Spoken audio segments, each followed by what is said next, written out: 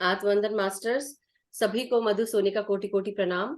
Thank you so much for joining और सभी का बहुत बहुत स्वागत है light and soul meditation group के इस हिंदी प्लेटफॉर्म पर और हमारे light and soul meditation group के स्वाध्याय प्लेटफॉर्म पर। आज मास्टर्स हमारे साथ सोना मेहता जी हैं और वो हमारे साथ आज स्वाध्याय करेंगी पेज नंबर 111 से लेकर 120 तक। और ये जो चैप्टर है बेसिकली चैप्टर 4 और चैप्टर 5 ये है। और साथ ही साथ ऐसा कहना चाहिए कि जब हम आज स्वाध्याय करेंगे सो इसमें operations of the law of thought भी है, जिसके बारे में बात करेंगे, और फिजिकल डेस्टिनी उसके बारे में बात करेंगे। तो जब हम operations of the law of thought की बात करेंगे तो सेक्शन 6 और 7 है। और उसके बाद जब हम उसकी बात करेंगे फिजिकल डेस्टिनी की तो सेक्शन 1 एंड 2, ये इस पर हम बात करेंगे, चर्चा करेंगे आज और जानेंगे समझेंगे। सोना जी के बारे में मैं कुछ चंद शब्दों में मैं उनका स्वागत करती हूँ। एक बहुत ही अच्छी हस्ती है और दो सुंदर बच्चे हैं, एक बेटा एक बेटी है, कैलिफोर्निया की रहने वाली हैं। साथ ही साथ शी इज अ डॉक्टर, जो डॉटर है वो डॉक्टर है और जो सन है वो सॉफ्टवेयर लाइन में काम कर रहा है और दोनों ने मास्टर्स कर लिए हैं। साथ ही साथ you know she had been handling a business और सीईओ थी 5 इयर्स तक उस बिजनेस को रन करते हुए, और सेक्रेटरी है पास्ट 13 इयर्स से। वॉलंटियर कर रही हैं एकल विद्यालय में पास्ट 10 साल से। और उसके साथ साथ काफी सारी अपॉर्चुनिटीज मिलती हैं जब भी, तो वो वॉलंटियर वर्क जरूर करती हैं। और वो एकल विद्यालय में वाइस प्रेसिडेंट भी रह चुकी हैं 2nd ईयर में। अंडर प्रिविलेज्ड चिल्ड्रन जो होते हैं, नीचे तबके के बच्चे, उन सबको एजुकेशन उसकी फुलफिलमेंट के लिए वो हेल्प करती हैं।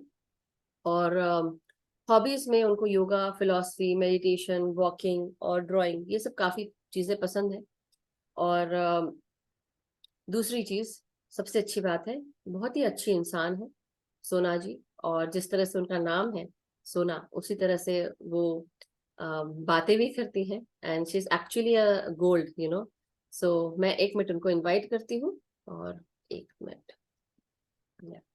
आत्मवंदन सोना जी, आत्मवंदन स्वागत है आपका light and soul meditation group में। Thank you so much for joining और अपने आप को रेडी करना इस स्वाध्याय के लिए, ये बहुत बड़ी बात है और आप बहुत अच्छा कर रहे हैं। और हर दिन आप अपना कुछ समय हम सबके साथ बिताते हैं, देते हैं, और हर दिन स्वाध्याय सुन रहे हैं, बकायदा पूरी शिद्दत से आप शिरकत कर रहे हैं। बहुत अच्छा लगता है आपको जानकर और आपसे बातें करते हुए। मास्टर्स, मैं सोना जी का स्वागत करती हूँ light and soul meditation group में। Thank you so much Sona ji. Thank you Madhu ji, आत्मवंदन Madhu ji and to all the divine masters. आपने बहुत सारा कह दिया मेरे बारे में। Really appreciate, thank you so much. मैं कोशिश करती हूँ कि मैं आपको जो आप बोल रहे थे तो मैं उनकी पिक्चर और बुक मैं दिखाने की कोशिश करती हूँ। मैं आज दिल से उस परमात्मा का, श्री पत्री जी का और परसिवल जी का और विशेषतः मधु जी का शुक्रिया अदा करना चाहूंगी। आज मुझे इस प्लेटफॉर्म पे परफॉर्म करने के लिए जो अपॉर्चुनिटी मिली है, बहुत बहुत धन्यवाद करना चाहूंगी। Thank you so much. और मैं अपने आप को बहुत ही फॉर्चुनेट समझती हूँ कि आज आपने मुझे ये मौका दिया टू प्रेजेंट श्री परसिवल जी की book thinking and pages 111 two pages 120 तक। बहुत ही बड़ी बुक है ये, 1047 पेजेस की बुक है जैसा कि आप जानते हैं, और बहुत ही कॉम्प्लेक्स बुक है, एक को पढ़नी चाहिए। और मैंने पूरी कोशिश की है कि मैं सारे पेजेस आपके सामने जितना हो सके उतना डिटेल में प्रस्तुत करूं। ये मास्टर हैरल्ड पर्सिवल है और मैंने बुक आपको दिखाई चुकी हूँ। This is Harold Waldwin Percival. 1868 से लेकर 1953 तक वो थे यहाँ पर इस दुनिया में। Can I take this down Sona ji now? Yeah, I wanted to उनको कॉन्शियसनेस चेतना से जुड़ना था, तब आप जुड़े हैं, don't worry, you already there Sona ji, and we all are connected to him, because हम वो बुक कर रहे हैं। और दूसरी चीज ये कि हम सब जब इस बुक का अध्ययन कर रहे हैं, हम उनकी चेतना के साथ जुड़कर ही कर रहे हैं, तभी कर पा रहे हैं। तो बट या आप जब शुरू करें तो आप उनको जरूर कॉल करते हुए फिर शुरू कर सकते हैं। तो जी, हम अभी स्वाध्याय शुरू कर रहे हैं। मेरा पहला स्वाध्याय है जिंदगी का। लाइफ में ये बहुत बड़ा स्टेप लिया है ऑल आज द मैंने। Very best. Many thanks to you for giving me this opportunity. और हम टॉपिक्स परसिवर देखना, डू यू जी, want to see the topics Sona ji? अगर हो सके तो definitely okay, that would be good. या मधु जी, हाँ मैं एक मिनट देखा। हम सभी 2 मिनट के लिए परसिवल जी को याद करके उनकी कॉन्शियसनेस से जस्ट आंखें बंद करके, I want everybody to just 2 seconds please.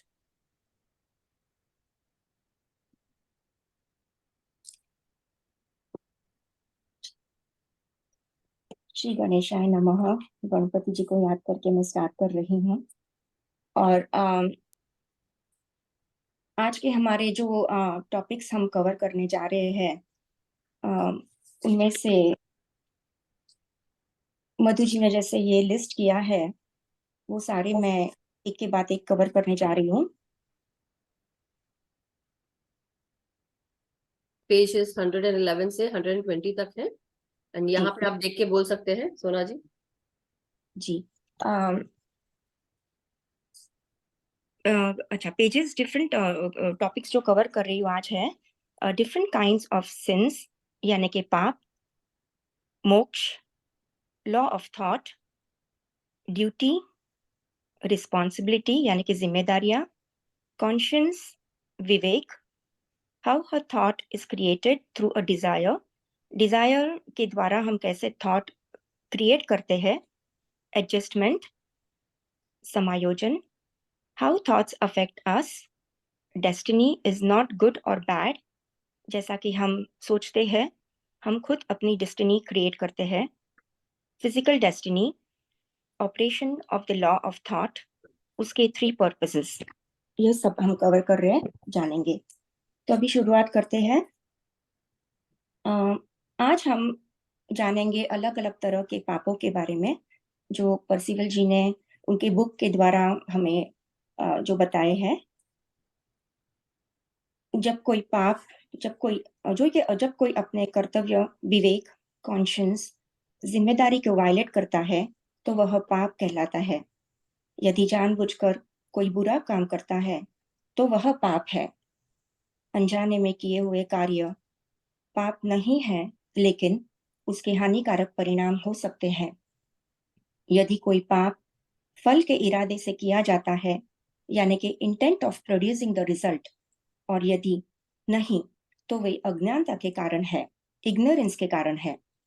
अगर फल के इरादे से किया हो, तो जिम्मेदारी जुट जाती है। यदि इग्नोरेंस में किया गया हो, तो हमारा कॉन्शियंस यानी कि विवेक हमें चेतावनी नहीं देता है, और किसी ड्यूटी यानी कि कर्तव्य का उल्लंघन नहीं होता है। यानी कि हम कोई ड्यूटी वायलेट नहीं करते अगर हम अनजाने में करते हैं तो। और जानबूझकर अगर हम पाप करते हैं, तो हमारी उससे जिम्मेदारी जुट जाती है, एंड वी आर रिस्पॉन्सिबल, हम ही रिस्पॉन्सिबल होते हैं जो भी हम पाप करते हैं। जब मनुष्य अपनी गलतियों को देखने से इनकार करता है, वह पाप उत्पन्न करता है। Refusal to see one's own mistake leads to sins. मैं थोड़ा थोड़ा इंग्लिश में भी मेन इंपॉर्टेंट जो सेंटेंसेस है, मैं जी, के साथ साथ बताती जाऊंगी, क्योंकि थोड़ा डेप्थ में वो अंडरस्टैंडिंग शायद आ जाए। कई तरह के पाप मनुष्य कर बैठता है। इंसान जब गलत सोचता है, तो वही सोच उसके करने में दिख जाती है। पाप उसके खुद के भी हो सकते हैं, या किसी और के लिए भी गलत तरीकों से करवाए जा सकते हैं। पाप उसके विचार श्रेणी या प्रकृति को लेकर भी हो सकते हैं, यानी नेचर को लेकर भी वो पाप कर सकता है। अब अलग अलग प्रकार के पाप बताए गए हैं, जो हम विस्तार से उनको जानेंगे, डिस्कस करेंगे। शारीरिक पाप यानी ये फिजिकल सिंस के बारे में हम अभी बात कर रहे हैं। शारीरिक पाप कई प्रकार के होते हैं। शराब पीना, अस्वच्छता, किसी की आंखों या दांतों की देखभाल न करना, एक बार बीमारी का पता चलने पर भी उसे ठीक करने का प्रयास न करना, शारीरिक चोट पहुंचाना और शरीर की हत्या करना यानी कि सुसाइड करना। इनमें से कुछ पाप जैसे कि चोट और हत्या हत्या यानी कि इंजरी और सुसाइड सीधे उसके शरीर पर भी लग सकते हैं। और भी बहुत से पाप है जो दूसरों के शरीर पर सीधे अनुशासन यानी कि डिसिप्लिन की मांग करते हैं, जैसे कि मिलावटी खाद्य पदार्थ, पेय, ड्रिंक्स, नशीले पदार्थों की बिक्री, एम्प्लॉयर्स जो ज्यादा काम करा के कम वेतन देते हैं, स्वच्छ बाथरूम प्रदान नहीं करते। कई बार कोई पाप खुद नहीं बल्कि दूसरों की मदद से भी करवाते हैं, उन दूसरों को भी पाप लगता है।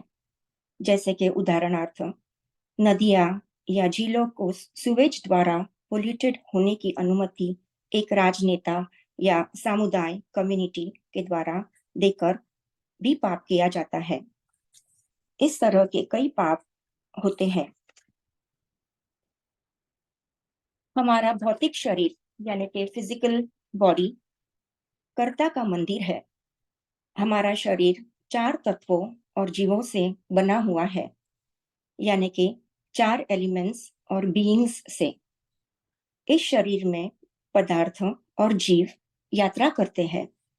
वह पदार्थ और जीव उन स्थितियों यानी कि कंडीशन से प्रभावित होते हैं जिनमें यह मौजूद है, और फिर वे ट्रांसफॉर्म, ट्रांसम्यूट और एथीरियलाइज्ड होते हुए भौतिक प्रकृति के राज्यों में चले जाते हैं, यानी कि किंगडम्स ऑफ नेचर में ये ट्रैवल करते हैं।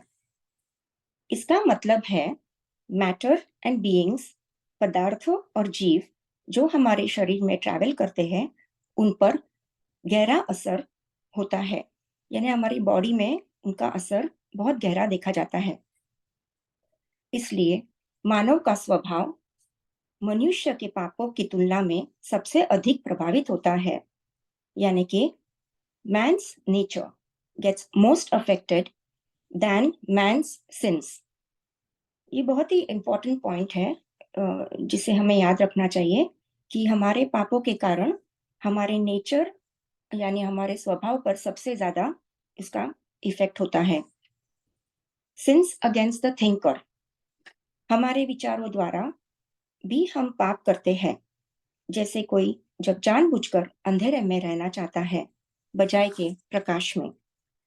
Since against the doer of another, ये वो है जो जबरदस्ती या भोग या प्रोत्साहन के द्वारा किसी और पर किए जाते हैं, यानी कि दूसरे के विचार के विरुद्ध पाप करना। Since against the thinker of another, जैसे कि उसे अंधकार में रखना, उसकी बुद्धि के प्रकाश को जानबूझकर बंद करना, उसे ज्ञान पहुंचने से रोके रखना या उसे बहकाना, उसे मजबूर करना, झूठ बोलना, उसकी अंतरात्मा के खिलाफ काम करना। इस तरह के भी पाप होते हैं। जानबूझकर अपनी बुद्धि के प्रकाश को बंद करना भी एक पाप है।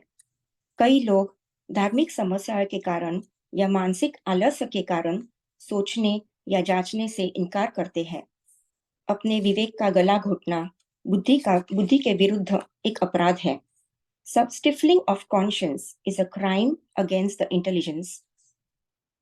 झूठ बोलना यानी कि टू लाई, झूठ बोलना एक अपराध है, क्राइम है। हालांकि एक झूठा एक स्पष्ट विचारक होता है।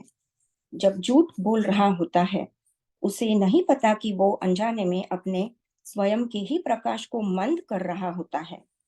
यह प्रकाश उसके वातावरण में होता है और वो उसे कमजोर कर रहा होता है। Lies be clouds the mental outlook of man. ये बहुत ही इंटरेस्टिंग बात है जो मुझे भी नहीं पता थी कि जब जैसे जैसे कोई झूठ बोलते जाता है तो उसकी उसकी मेंटल एटमॉस्फेयर में ये लाइज का उसका इफेक्ट देखने को मिलता है। बहुत ही इंटरेस्टिंग बात है। वाह, झूठ का या इफेक्ट देखने को मिलता है। अमेजिंग। सो मैं भी हैरान हो गई थी इसको पढ़कर। अभी नेक्स्ट है since against nature, may be since against nature और सिंस अगेंस्ट गॉड्स। परसिवल जी कहते हैं प्रकृति के विरुद्ध किया हुआ पाप उसे ना ही प्रकृति के विरुद्ध बल्कि देवताओं के विरुद्ध पाप किया है ऐसा माना जाता है। सुप्रीम इंटेलिजेंस यानी कि ब्रह्मांड में एक कानून और व्यवस्था है, उसे ना स्वीकार करना भी एक पाप है। अगर कोई इस बात से अज्ञान है तो वह पाप नहीं है।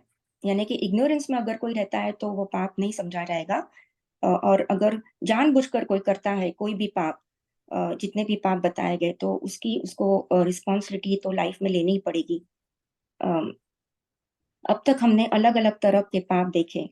जब मनुष्य के भीतर उसे समझ आने लगती है, उसे एक एहसास होने लगता है कि उसने कुछ गलत किया है, उसके अंदर डिस्टरबेंस सा पैदा होने शुरू हो जाता है और मनुष्य के अंदर एक तरह की एडजस्टमेंट अपने आप होने लगती है।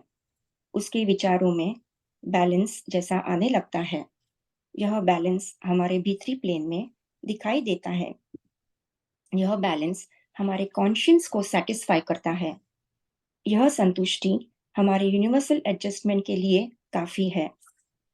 अगर हमने कुछ गलत किया है तो सच्चा पश्चाताप आवश्यक है और उसके साथ जो भी सफरिंग है उसे सहन करने की हमारी तैयारी होनी चाहिए। पाप की क्षमा केवल अपनी कॉन्शियस चेतना से ही होती है। यह समझौता हमें अनिवार्य रूप से किया जाना चाहिए। Salvation, I think the most talked about, ये सबको सैल्वेशन क्या है, बहुत बड़ा पॉइंट इसमें बहुत सरलता से एक्सप्लेन किया है सिंपल वर्ड्स में परसिवल जी ने। मोक्ष क्या है? अगर बुरा सोचते हैं उसके परिणाम भी बुरे, बेशक बुरे भुगतने पड़ते हैं। मोक्ष तभी मिल सकता है जब हम बुरा सोचना बंद करेंगे। इसलिए क्योंकि बुरी सोच के कारण एक्सटीरियराइजेशन के परिणाम आते हैं। Bad thinking leads to exteriorization, balancing, adjustment. जब हम सभी पापी विचारों से मुक्ति पाएंगे तभी मोक्ष की स्थिति प्राप्त हो सकती है। पश्चाताप, पापों की क्षमा और मोक्ष, यही सिद्धांतों का अर्थ है। तो दोस्तों, यह एक बहुत बहुत बड़ी बात है जो हमें हमारे जीवन में उतारनी चाहिए, अ, जैसे कि हमारा जीवन और सुंदर बने। अब हम चलते हैं, बात करते हैं सेक्शन 7 के बारे में। The law of thought, physical, psychic, mental and noetic destiny. Law of thought हमेशा विचारक यानी कि थिंकर पर केंद्रित होता है। It centers around the thinker. जो लॉ ऑफ थॉट के बारे में हम अभी पूरा विस्तार से जानेंगे, it is very much focused on the, हमारे जो थिंकर है, विचारक है, उसके ऊपर ही इसका फोकस होगा। फिजिकल कंडीशंस यानी कि भौतिक परिस्थितियां मनुष्य को अपना कर्तव्य, ड्यूटी निभाने का अवसर प्रदान करती है। अब जानते हैं ड्यूटी यानी कि कर्तव्य के बारे में। हमारा कर्तव्य हमारी जिम्मेदारी से मापी जाती है और हमारा विवेक यानी कि हमारा कॉन्शियस से भी। इन दोनों से हमारा जो कर्तव्य है, विवेक और जिम्मेदारी, दोनों से हम इसको जानेंगे। ड्यूटी यानी कि कर्तव्य डूअर के डेस्टिनी के पास से जुड़ा हुआ है, जो हमें वर्तमान से जुड़ना जरूरी है। यानी कि ड्यूटी हमारे पास से आती है और हमें उसे प्रेजेंट से जुड़ना है।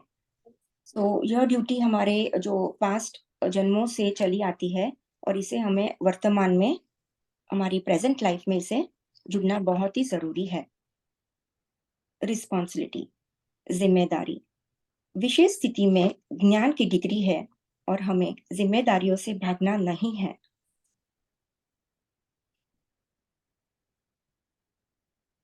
कॉन्शियंस यानी कि विवेक। विवेक का काम है हमें चेताना सही या गलत से। जब हमारा विवेक सेल्फलेस होकर हमें सही होने का संदेश भेजता है, तो वह ज्ञान है और हमें चेतावनी देने का काम करता है, warns us of right और wrong doing। वो हमारा विवेक है। हम सबको अंदर से एक बहुत बार इंट्यूशन या कुछ अंदर की आवाज आती है, वो हमारी कॉन्शियंस है जो हमें चेताती है कि हम सही या गलत कर रहे हैं। जीवन में प्रत्येक स्थिति में कर्तव्य कठिन या आसान हो सकता है। जब कर्तव्य प्रस्तुत किया जाता है, तो मानव कामयाब या नाकामयाब होता है। उसके करने या ना करने का कारण उसके अपने मन के इच्छा की क्रिया ही है, result of action of mind and desire. यहाँ पर ये देखा गया है कि हम अपने कर्तव्य के लिए हम कर्तव्य को कितने अच्छे से निभाते हैं, अपनी जिम्मेदारियां को समझते हुए, ना कि उनको नजरअंदाज करते हुए।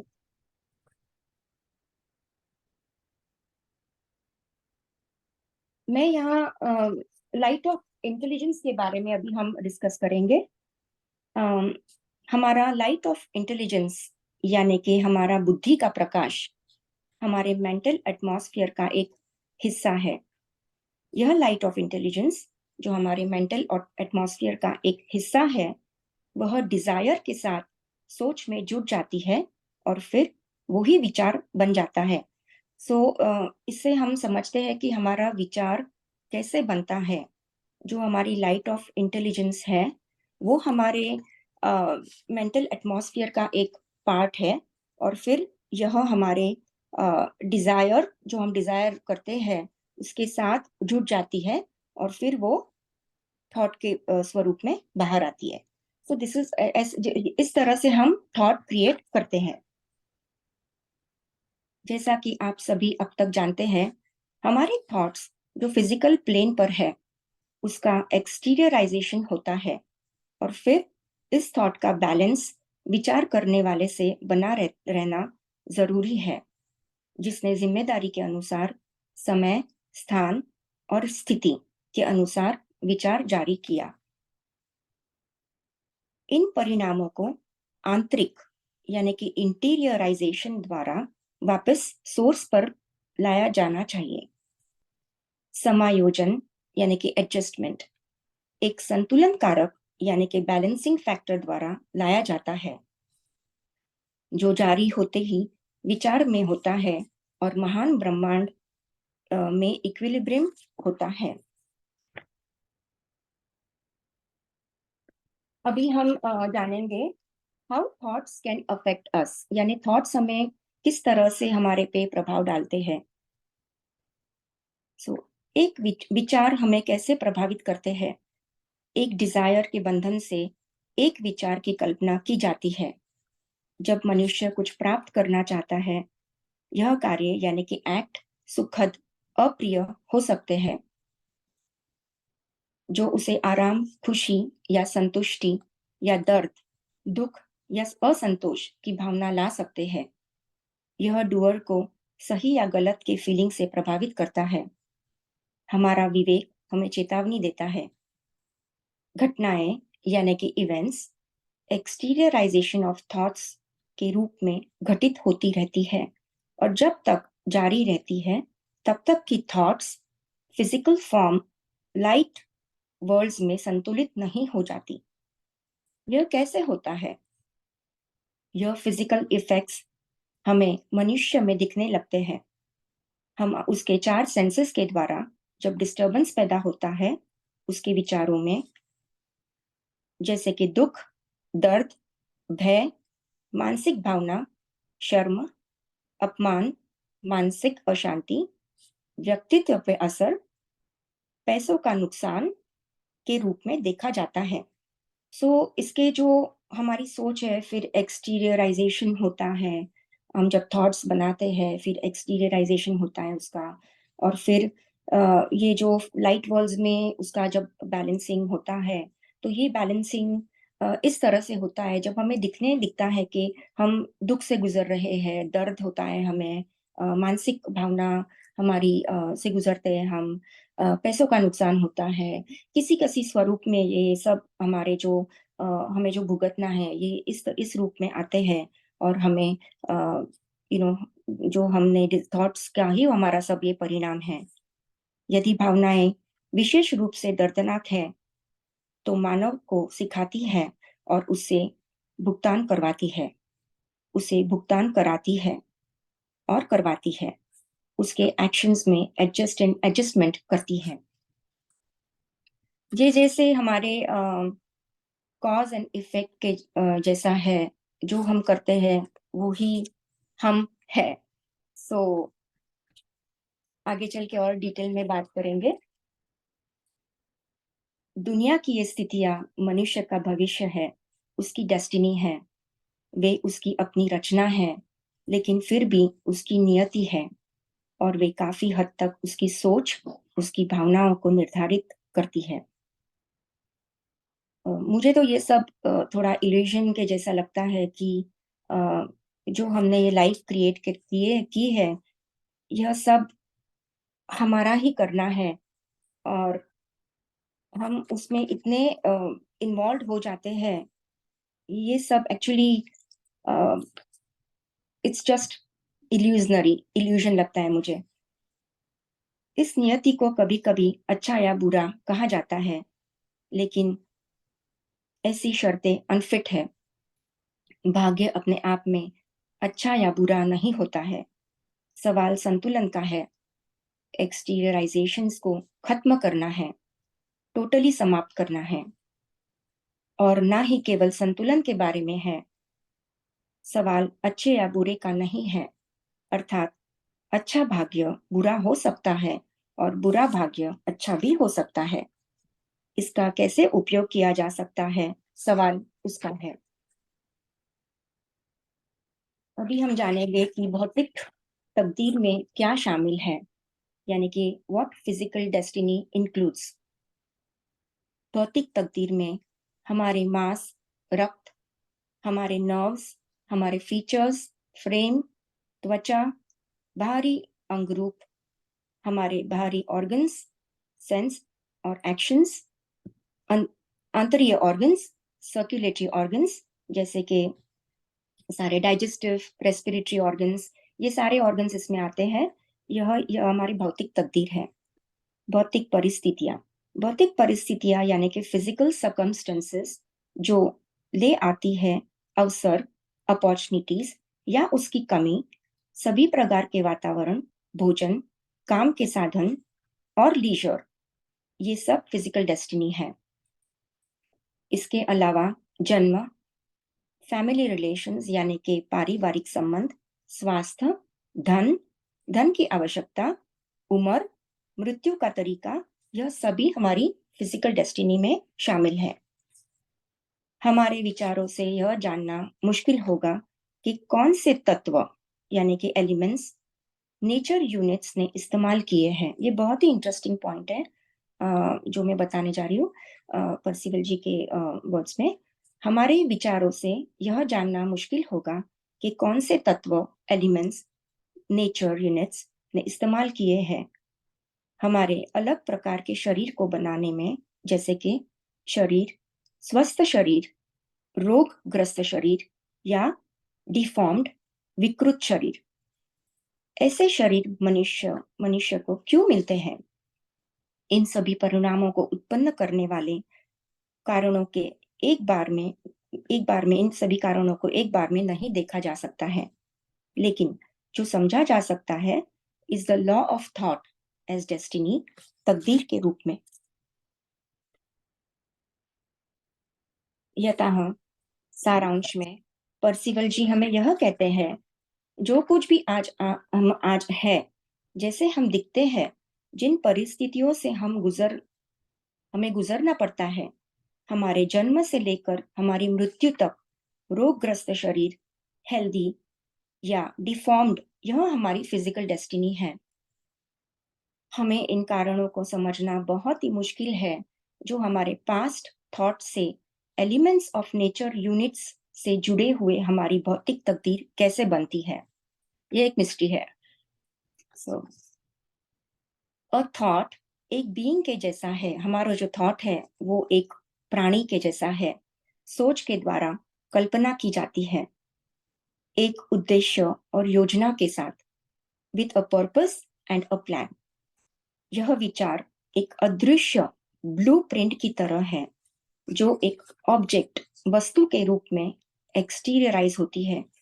सो यह बहुत ही इंटरेस्टिंग पॉइंट है कि हमारा विचार जो हमें पता नहीं कैसे क्रिएट होता है, राइट? इतने मीडियम से आके सब जो जब विचार क्रिएट होता है हम उसे एक्चुअली में देख नहीं पाते हैं।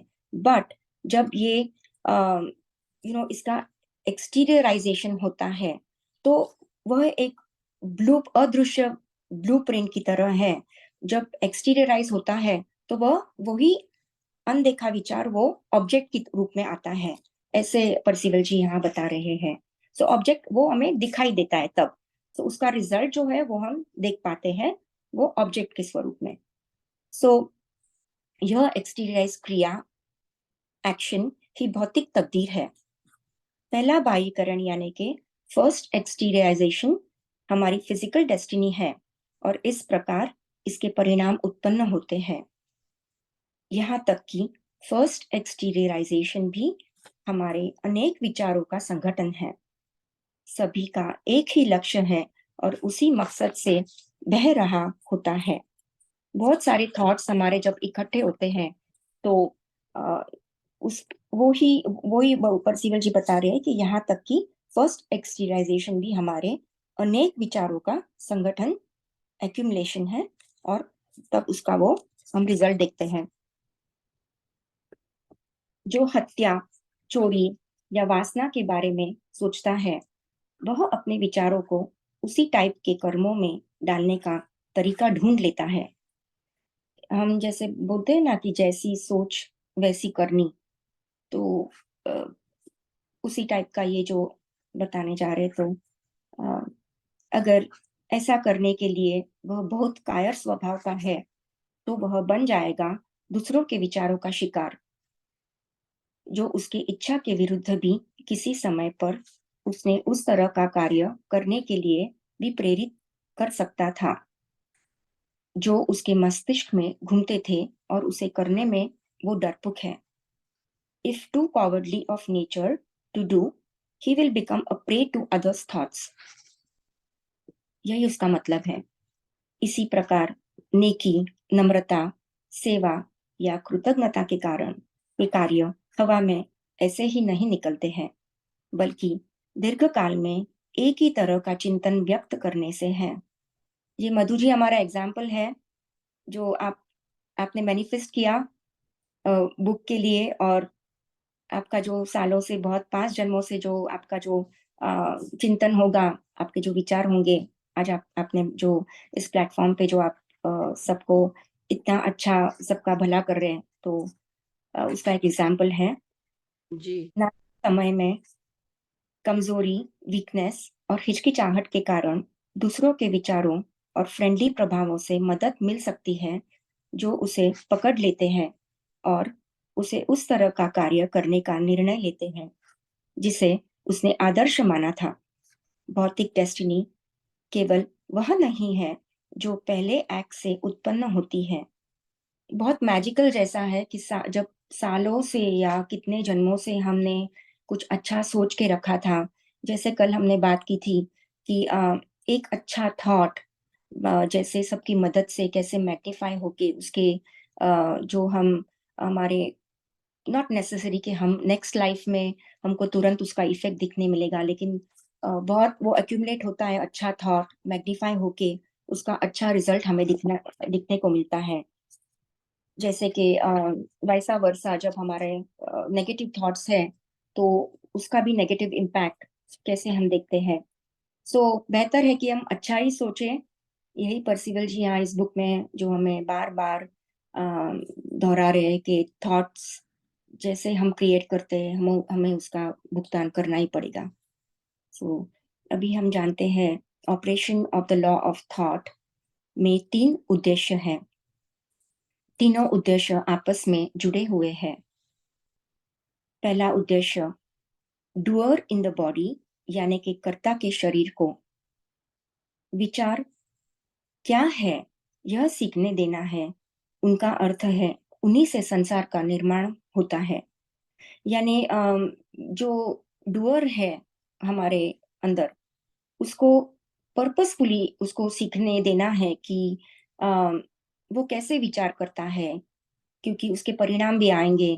तो यह यहाँ पर सिवल जी बता रहे हैं कि फर्स्ट पर्पस है, पहला उद्देश्य यही है कि विचार यानी कि डूअर इन द बॉडी यानी कि कर्ता के शरीर को विचार क्या है यह सीखने देना है। उनका अर्थ और उन्हीं से संसार का निर्माण होता है। वह अपने विचारों के लिए जिम्मेदार है और उनके लिए पुरस्कारित और दंडित किया जाएगा, और यह सोचकर ही अमरता प्राप्त कर सकता है। सो ये एक लर्निंग लेसन जैसा बता रहे हैं। One is responsible for one's own thoughts, यह इसका मॉरल है। दूसरा पर्पस भुगतान, पेमेंट।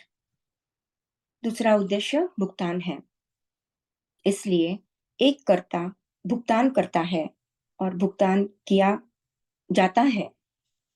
मतलब यह नहीं है कि अगर एक आदमी एक बच्चे को मारता है तो वह बच्चा उस आदमी को भी मारेगा, बल्कि जिस आदमी ने कभी उस बच्चे को मारा था वो आदमी बल्कि खुद मार जरूर खाएगा, पर जरूरी नहीं है कि वो वही बच्चे से मार खाएगा।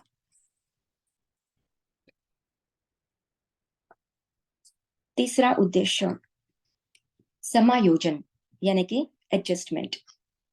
ये अब तक हमने देखा कि हम थॉट क्रिएट करते हैं, फिर थॉट्स का एक्सटीरियराइजेशन होता है, यानी कि जैसे एक्चुअल उसका रिजल्ट हमको देखने मिलता है, और वह थॉट फिर हमें भुगतान करनी पड़ती है। अच्छा या बुरा थॉट हो, वी हैव टू उसको हमें पेमेंट करना पड़ता है, भुगतान करनी पड़ती है। फिर उसका बैलेंसिंग होता है, और फिर बैलेंसिंग होने के बाद जैसे हमें जो भी भुगतान करने के बाद बैलेंसिंग हो जाएगा, फिर एडजस्टमेंट होती है। यानी हमने सहन कर लिया, बट अब क्या आगे, सहन करने के बाद हम जो समायोजन यानी उसका जो एडजस्टमेंट होता है, अ, उसके बारे में हम बात करेंगे। समायोजन एक डूअर के डिजायर के साथ एक्सटीरियराइजेशन से एंड थॉट के बैलेंस के साथ किया जाता है। यह एडजस्टमेंट समझदारी के साथ किया जाना चाहिए। एग्जाम्पल, जैसे कि अगर कोई दुख आता है तो दुख उसे समझना चाहिए कि उसी के पास के कारण है। उसे स्वीकार करने की क्षमता होनी चाहिए, एक्सेप्टेंस। उसे एक्सेप्ट विलिंगली हंसते हंसते एक्सेप्ट करके, अगर वो उससे कुछ सीखता है, सीखने के लिए ही ये सब ये जो जो भी पर्सिवल जी एक्सप्लेन कर रहे हैं। सो ये हमारा ये हमें समझना बहुत ही जरूरी है।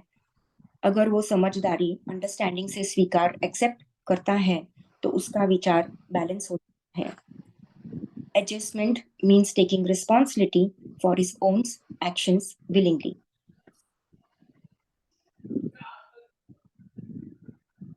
मैं थोड़ा पेज 121 का भी थोड़ा कवर करी हूँ, जो sure.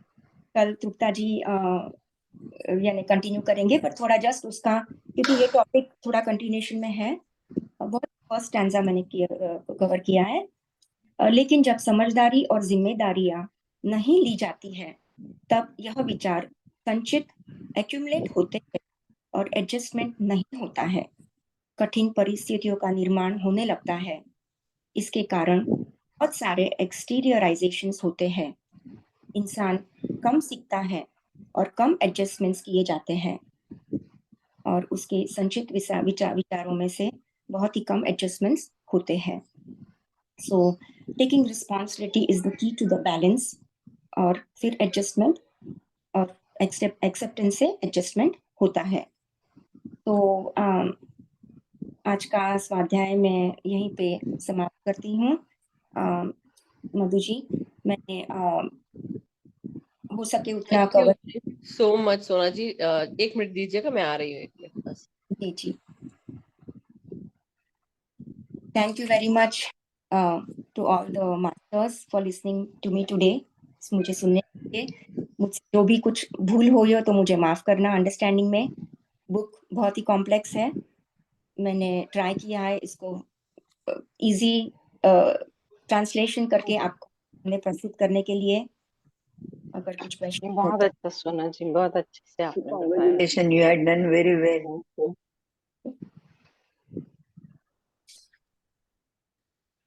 Really, Atmavandan, Sona ji, you had done very well, very well. thank you so much. Gratitude, gratitude, gratitude for that. Thank you everyone, thank you so much and thank you सोना जी, बहुत ही बेहतरीन आपने किया और detail में हम सबको बताया। बहुत कुछ हमें जानने को समझने को मिला है। सो बहुत ही अच्छी बात ये भी है कि हम सब ने जो कुछ भी जाना आज फिजिकल डेस्टिनी के बारे में, operation to the law of thought के बारे में, काफी सारी चीजें ये समझ में आई है कि हम अपने आज की जो जीवन जी रहे हैं, या हमें जो आज जीवन, हम जो जिस जीवन से गुजर रहे हैं, मिला है हमें, ये हमारा अभी का मैनिफेस्ट किया हुआ नहीं है, ये हमारे पिछले जन्मों का मैनिफेस्ट किया हुआ है। बेसिकली पिछले जन्मों के कर्म, सोच, वो इस जन्म में मैनिफेस्ट हुए हैं। तो अपनी सोच अच्छी रखिए, तो हम किस किस को आगे जाना है, दोबारा जन्म लेना है। एक तो ये बात है। दूसरी चीज कि हम जो कुछ भी करते, जैसे एक उसमें सेंटेंस आया था कि जैसी सोच वैसा आप कार्य करेंगे। तो हम जो सोचते हैं वो हमारे लिए कितना महत्वपूर्ण है और कितना लाभकारी हो सकता है, कितना अनिष्टकारी हो सकता है, ये समझना बहुत जरूरी है। सो हर दिन हम जब स्वाध्याय कर रहे हैं तो हमें ये चीज जैसे होता है ना, कंफर्म कर दी जा रही है बार बार कि बहुत अच्छे तरीके से सोचो, जो भी सोचते हो तरीके से सोचो, क्या सोच रहे हो। और डेफिनेटली आपके जीवन में चैलेंजेस होंगे, बहुत सारे स्ट्रगल्स होंगी, लेकिन ये आपने सिर्फ इसी जन्म में लेकर नहीं है। मतलब आप इस जन्म में ही आप मिला जरूर है, लेकिन सोचा आपने पहले है। क्योंकि वो बैलेंस होना बहुत जरूरी है, क्योंकि आप सोच के बैठे थे और कभी ना कभी वो पूर्ण करना है। तो मैं सोच रही हूँ कि कितनी सारी चीजें होंगी, हमने क्या क्या सोचा होगा, क्या क्या हो रहा है हमारे जीवन में। सोचो हमने क्या क्या कर्म किए होंगे, सोच के देखो। तो अभी इस जन्म में जो आप कर्म कर रहे हो, बी केयरफुल कि हम सही रूप से किसी का अनिष्ट ना करें, अपने खुद का अनिष्ट ना करें। सो थैंक यू सोना जी, बहुत सुंदर से आपने, बहुत ही सुंदरता के साथ आपने इस 111 पेज नंबर से लेके 120 पेज नंबर तक आपने स्वाध्याय किया, और 121 का भी किया। सो thank you so much. Masters, किसी का कोई भी शेयरिंग है या कोई भी प्रश्न है तो करें। उसके बाद सोना जी आप कोशिश करेंगे ध्यान कराने की, आपने कहा था तो जी, सबका ध्यान लाइफ का। नो नो नो, बहुत मुझे जानकर अच्छा हुआ। सो थैंक यू सो मच। बहुत बहुत बढ़िया, बहुत बहुत मुबारक हो सोना जी आपको। 1 second master, hand Thank raise you. करें, हैंड रेस करें तब बोले तो फिर मैं सुन ले पाऊंगी। हाँ ओके, कोई बात नहीं, अभी तो मैंने ले लिया है आपको। तृप्ता जी आप बोले। अच्छा। हाँ, बस वही कहना चाहती थी कि इन्होंने मेरा पन्ना भी खोल दिया, बहुत अच्छा किया। अनम्यूट कर ले प्लीज, अनम्यूट कर ले, अनम्यूट कर ले। हाँ, मैं यही कह रही थी कि इन्होंने मेरा पन्ना भी खोल दिया। मैं बहुत खुश हूँ इस बारे में कि जैसे अगर हम बहुत अच्छे से इन्होंने समझाया, बहुत अच्छे से मुझे भी लगा। अब मुझे लग रहा है आज के मैं भी कर सकती हूँ। जरूर कर। और इजी होगा, बहुत इजी होगा। और यही सोच रही हूँ मैं कि हम अगर एक शब्द को नहीं रिपीट करेंगे, ये बुक बहुत मुश्किल है, बहुत मुश्किल है, तो लगता है कि मुश्किल होगी। अगर इनको सुनते हैं तो लगता है कि बहुत आसानी से इन्होंने कर दिया, तो मैं भी कर सकती हूँ। वैसे आप थैंक यू। हर दिन बोल रहे हैं तृप्ता जी कि आप कर सकते हैं, हर सबके स्वाध्याय सुनकर आप कर सकते हैं। तो जो जो शब्द हम बहुत लकी हैं कि जो हमें ये चीज करने को मिल रही है। और इस उम्र में ही सही, चलिए देर आए दुरुस्त आए, कि हमें ये अंडरस्टैंडिंग मिल रही है। बिल्कुल। अगर यही अंडरस्टैंडिंग यंग एज में मिल जाए सबको, तो और क्या चाहिए। सोने पे सुहागा जीवन बन जाएगा, बल्ले बल्ले बट आप ये झिंगा सोचिए, लाला। नहीं नहीं झिंगा लाला तो है ही, मगर बात ये है कि जब हमारे पास, जैसे बोलते हैं ना, सही समय पर सही जगह पर हम मौजूद हैं, लेकिन हम हाँ उसके लिए क्या तैयार हैं? हमारी जो फिजिकल एज है, इससे मतलब नहीं है कि हम यंग हैं या ओल्ड हो गए इसलिए अब हमको इस समय में मिला, नहीं। आपकी आत्मा ने कहाँ कहाँ से वो क्या क्या कर कर आई है, इसलिए कई यंग लोगों को भी मौका मिलता है क्योंकि उन्होंने अपनी उस आत्मा पर बहुत काम किया है। वो डेफिनेटली उस सोल के पायदान पर, वो उस पेडेस्टल पे आगे चल रहे हैं अभी। मगर इसलिए हमें मौका मिला, जिस भी रूप में मिला, जब भी मिला, वो सराखों पर। So thank you so much Supta ji, thank you. Thank you, thank you. Thank you. Yes Aarti ji. हाँ सोना जी, वेरी वेल, बहुत ही अच्छा आपने समझाया और बहुत अच्छा लगा सुन के। और काफी कुछ मतलब जो हम बचपन से सुन के आते हैं कि भाई ये करा तो पाप होता है, अच्छा काम करो तो पुण्य होता है।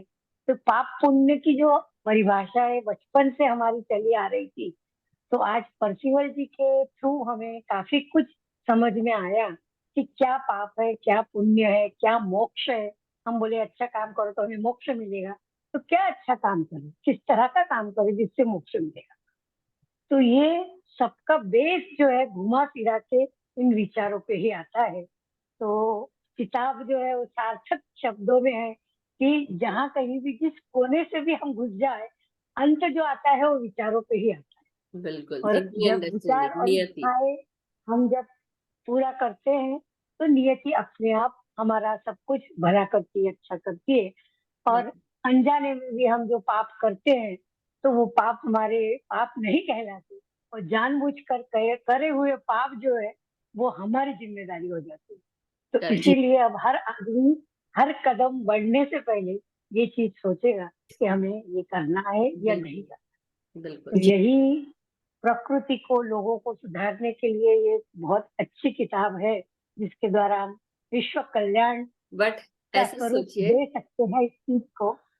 आरती जी, हाँ बोलिए। सोचिए, ये सोचिए आप कि आप सब लोग एक, हमारा एक यूनिट है। हर इंसान यहाँ जो जो बैठा है, क्या करके आया होगा कि ये किताब पढ़ पाए हम? सोचो, सोच के देखिए आप सब। ऐसे वैसे नहीं पढ़ पाते, हम पढ़ ही नहीं सकते थे, ये भी होता है। लेकिन हम सब ने कुछ ना कुछ, हम उस लेवल तक शायद तैयार हो गए हैं, इसलिए हम वो बुक पढ़ पा रहे हैं या समझ पा रहे हैं या बैठे हैं स्वाध्याय के लिए। तो वो बहुत इंपॉर्टेंट बात है। और हम, जैसे एक सोच की बात है, मैं आपको उसका एग्जाम्पल दे रही हूँ, सभी के लिए है। मेरे लाइफ में बहुत सारे चैलेंजेस भी रहे हैं और इजी नहीं रहा है journey. And definitely it had been very challenging. Sometimes it would be like कि मेरे को ऐसा लगता था कि बस एक लंबी सांस लेके मैंने आगे बढ़ी, मतलब हर बार। सो जैसे बोलते हैं ना, इसलिए किसी के चेहरे पे नहीं जाना चाहिए। चेहरा अच्छा भी हो सकता है, बुरा भी हो सकता है, मगर उसके पीछे की जो जर्नी है, जो जूते हैं उसके, वो कहाँ कहाँ से चल कर आए हैं, उसको जरूर देखना चाहिए, कितने घिसे हैं। और वो जो बाल सफेद पे भी नहीं जाना चाहिए। एक्सपीरियंस। एनी हाउ, मेरे लाइफ में जब 555 दिखता है मुझे, मेरे को अभी भी दिखता है, बहुत दिखते हैं मुझे 555। एंड मेरे को पहले बहुत डरती थी मैं 555 देख के, क्योंकि 555 मतलब आर्ग्यूमेंट्स हो रहे हैं, लड़ाई झगड़ा हो रहा है, कुछ ऐसी चीजें हो रही हैं। So I would be very apprehensive, मैं एंग्शियस हो जाती थी, एंग्जाइटी होती थी मुझे, मेरे हाथ पैर शेक होने लगते थे, क्योंकि मुझे पता है कि ऐसा नहीं कि मैं वो जो चीज हो रही मैं उसको संभाल सकती, but I don't want to go into that argument. मुझे नहीं करना है वो फाइट, मुझे, मेरी हस्ती ही नहीं है वैसी। लेकिन फिर भी आपको मजबूरी से, जैसे होता है ना, ये एक क्या बोले, मैं जैसे बार बार उस जगह से मुझे डाला जाता था। And I would be very, मतलब मेरे को पसंद नहीं है लेकिन हो रहा है। और जब भी वो 555 दिखे, and I would be very apprehensive. तब फिर मैंने सोचा ये क्यों आ जाता है, जब देखो, जब भी दिखता है मैं ऐसे सोचती थी। फिर बिलीफ बन गया ना मेरा, ये थॉट बन गया। तो फिर मैंने इस थॉट को चेंज किया कि नहीं। फिर मैंने देखना शुरू किया कि जब भी वो चीज आती है, कोई ना कोई चेंज होता है मेरी लाइफ में, कोई चीज अच्छे के लिए चेंज होती है। तब मैंने उस चीज को उस रूप में डाला, और मेरी सोच अब ये बन गई कि ठीक है, ओके, 555 फिर आ गया है। तो मेरे लाइफ में कुछ नया चेंज आने वाला है। सो अभी इस बीच में ये पूरे महीने मुझे 555 इतने दिखे हैं। जस्ट डोंट, नॉट ओनली क्योंकि अब मेरे घर में क्या चल रहा है, हार्डवुड फ्लोरिंग हो रही है, केओस है, एवरीथिंग लाइक ऐसी चीजें हो रही कि मैं, बट अच्छी बात यह है कि मैं टेंशन वाले माहौल को संभाल सकती हूँ। आई हैव दैट एबिलिटी, तो मैं कर पा रही हूँ। बट द थिंग इज कि आज भी सब सोना जी का था। मुझे एकदम अचानक से सब कुछ छोड़ छाड़ के भागना पड़ा। मैं आई, अमिता जी को फोन किया, सोना जी को फोन किया, lot of things. So but इसलिए सोच अपनी अच्छी रखनी है मास्टर्स। बहुत बहुत मैटर करता है कि आपकी सोच कैसी है। अगर आप अपनी सोच में इतनी तकलीफों के साथ, जब आप अपनी सोच को अगर आप चेंज कर दोगे, सोचोगे कि नहीं तकलीफें ने मुझे दबा के रखा है और कुछ अच्छा नहीं हो सकता, अगर आप ये सोचोगे तो वही होगा। लेकिन सोचो कि नहीं, ये जो चेंज आ रहा है मेरे लाइफ में, एक अच्छा नया चेंज लेके आ रहा है, डेफिनेटली आप उस जगह जाओगे, सही जगह जाओगे। जैसे कि मधु जी, पहला उद्देश्य जो बताया गया है, राइट, जी जी जी कि मनुष्य सीखता है, the doer in the body has to learn, yes go through the experiences and learn, उससे उसको सीखना है, तो यही है। बिल्कुल, बहुत ही इम्पोर्टेंट किताब है। थैंक यू सो मच आरती जी, खूबसूरत है कि बहुत। आपने भी बहुत अच्छे से उस चीज को, मोक्ष के बारे में बोला, और हम क्या क्या कार्य कर रहे हैं हर जन्म में, पापों का जो पुलिंदा लेकर आए हैं उसका तो बैलेंस करना पड़ेगा। और दूसरी चीज, हमारे जीवन में जो हम कार्य करते हैं, अगर हम इग्नोरेंस में करें तो समझ में आता है, लेकिन अगर आप जानबूझकर करते हैं तो दैट मीन्स पाप के तो बहुत ज्यादा भागी हैं आप फिर, और आपको वो करना पड़ेगा बहन। सो थैंक यू ये रिमाइंड कराने के लिए आरती जी। क्योंकि कई बार हम इतनी सारी चीजें सुनते हैं तो हम इतना रिटेन करते हैं, राइट। सो इस चीज को पकड़ने के लिए, और ये मुझे याद था बट मैं सोची थी बोलूंगी, बट आपने बोला। Thank you so much. But आप लाइक, सबको मैं, मेरा निवेदन है, सब एवरीबॉडी प्लीज वापस इसको सुनिएगा आराम से। आई होप मैं बिल्कुल, बहुत फास्ट नहीं जा रही थी। नो नो, आई बहुत आराम से गए। सुनीता जी थिंक भी कुछ कहना चाह रहे थे, अनम्यूट कर लें आरती जी, आप बोल रहे थे शायद कुछ तो नहीं, नहीं। बहुत ही अच्छा बोला आपने, बहुत अच्छा समझाया भी और थैंक यू। समझ में भी आ रहा था। ऐसा नहीं है, भले देख के हम लोग पढ़ते हैं लेकिन दैट सुनने इज वालों टोटली को ओके। जब हम सुनते हैं तो यू कैन अंडरस्टैंड, समझ तो में यही तो आता है। है, स्वाध्याय हाँ, यही तो है क्योंकि कि हम भाषा अगर हम अपना समझ अध्ययन में कर रहे हैं। हाँ, नहीं, और रियली आजकल तो मैं मानते नहीं आप, लेकिन पूरा दिन मेरे दिन में दिमाग में किताबें घूमती रहती है सुबह से शाम तक, और रास्ते में जो भी मिलता है कुछ ऐसा दिखता है तो उसको मैं इस थिंकिंग के बारे में कुछ ना कुछ बोल ही देती हूँ। सी दैट इज इतना द जैसे चेंज। ब्लड में आ गया ना, वो ऐसा मुझे लग रहा है वाओ, कि पूरा वंडरफुल। दिन ऐसा लगता है मैं किसी को इसी इसी बात पे मैं बताती रहती हूँ। आगे मैंने बर्थ का भी पढ़ लिया, आगे डेथ का पढ़ा। डेथ में तो वाह, मतलब बताया कि मरने के बाद किस तरह से डेथ होती है। इतना इंटरेस्टिंग चैप्टर है आगे आगे, really it's thank you, wonderful. हमें थैंक खींचती जाती है ये यू। किताब अंदर अंदर, बहुत खूबसूरत किताब है। सुनीता जी या फिर कल्पना जी को लेंगे। Yes Sunita ji. Thank you masters, thank you सभी को। आत्मवंदन। सोना जी, बहुत ही सुंदर स्वाध्याय था, बहुत Thank- आनंद आया, बहुत मजा आई सुन के। और ये स्टोरी सच में जैसा कि बोल रही हैं आरती जी, इंटरेस्टिंग ही होती जा रही है, और एक एक परतें खुलती जा रही हैं। एक एक टॉपिक के ऊपर इतनी गहराई है कि सच में उसको अगर बार पढ़ा जाता है तभी वो पूरी अच्छी तरह से समझ में आता है। और आपने सच में बहुत मेहनत की हम सबको समझाने के लिए। बहुत बहुत शुक्रिया, धन्यवाद, थैंक थैंक यू यू। सबको। Thank thank you you sir. Sunita ji, इतना और बहुत कुछ तो नहीं पता था इसके बारे में मुझे, लेकिन पर्सनल हम्म लाइफ में जो मैं जिस तरह से सोचती थी तो मुझे लग रहा था wow this is what this, ये इसी तरह से तो हम सोच रहे हैं। तो मुझे ये हम्म, जानकर बहुत अच्छा लग रहा है कि हाँ, चलो हम शायद, या पूरी तरह अलाइन होकर चल रहे हैं, और वो बहुत अच्छा बहुत लगा कि बहुत सही चीज। बहुत अवेयरनेस आ रही है। अपने ही थॉट को लेके दिन बहुत भर बहुत अवेयरनेस रहती है कि ऐसा सोचा तो क्यों सोचा, ये सही है ये नहीं सही है, यहाँ तुरंत डिलीट मारो, तो वो बहुत ज्यादा अवेयरनेस आ रही है हर चीज के लिए। एक थैंक थैंक यू और सो मच। समझ में आ रही है हमको, अब जैसे जैसे हम आगे जा रहे हैं कि क्या कर रहे हैं हम, जी। उसको हमें रोकना है तो कितनी बड़ी बात है। थैंक यू सही सुनीता बात। जी। Thank you. Yes Kalpana ji. हाँ जी। सोना जी ने बहुत ही अच्छा, बहुत ही अच्छा, बहुत अच्छी तरह से, और जितना अभी तक सभी ने पूछा और जो भी जवाब दिया है तो उस तरह से इतना अच्छा लगा है कि जो मैं पूछना चाह रही थी उसके जवाब भी मिल गए, और ये भी। और एक बात ये कि हम ऐसे कर्म हमें पता है, पाप पुण्य हमें पता है, ये तो हमारे सनातन धर्म से जुड़ा हुआ है। तो ये सोच से लेकर के वो इस बुक के थ्रू और ये जो रोजाना स्वाध्याय चल रहा है उसके कारण से ये और ज्यादा समझ आ रही है और अपने पे काम भी कर सकते हैं। सो वेरी नाइस एक्सप्लेनेशन सोना जी, बहुत ही अच्छा। थैंक और यू सर। आरती जी आपने भी बहुत अच्छी तरह से बता दिया। इसलिए आरती जी आपको भी बहुत बहुत शुक्रिया, बहुत अच्छा, धन्यवाद। धन्यवाद। Thank you Kalpana ji, thank you so much. और बिल्कुल सही आपने भी हम सबको मजा आ रहा है, और क्या बुक सुनने में मजा कर रहे हैं। यस वंदना जी, आत्मवंदन। आत्मवंदन।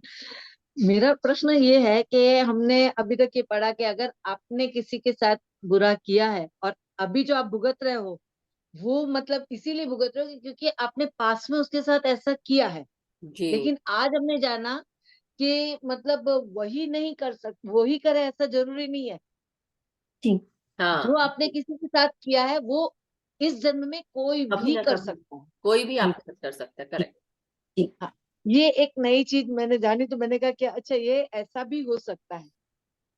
जी इस पर फिर मैं एक इंसिडेंट बताऊंगी। मेरा एक स्टूडेंट था, उसकी फादर दूध लेने गए थे सुबह सुबह, और अचानक ही क्या हुआ कि एक गाय सामने से आई और वो बेचारे बहुत बचने की कोशिश की लेकिन फिर गिर पड़े, बैलेंस नहीं रहा, गिर पड़े। तो फिर वो गाय ठहर ठहर करके उनको इतनी लातें मार रही थी कि दूसरे लोग उसको पानी डाल करके उसको भगा रहे थे लकड़ी से, लेकिन दूसरों को कुछ नहीं कर रही थी, किसी के पीछे भाग भी नहीं रही थी, उसी को मारे चली जा रही थी। और फिर ऐसे जैसे मान लो थोड़ी देर अच्छा बोले तुम्हें बहुत मार खा ली, थोड़ी देर आराम कर लो, ओ, फिर थोड़ी देर के बाद फिर मारती थी। अंत में वो इंसान ईश्वर को पूरा, ओ ओ हम्म, कोई मतलब बात वो होगी। इंसिडेंट मैं भूल नहीं पाती हूँ। लेकिन ये देख करके मुझे लगता है कि क्या उसने पिछले जन्म में ऐसा कुछ किया होगा कि मतलब किसी को कष्ट भी दे रहा है, लेकिन इतनी हद तक कि तुम उसको देखो कि तुमने कितना किसी को कष्ट दिया है, वो आज तुम भुगत रहे हो।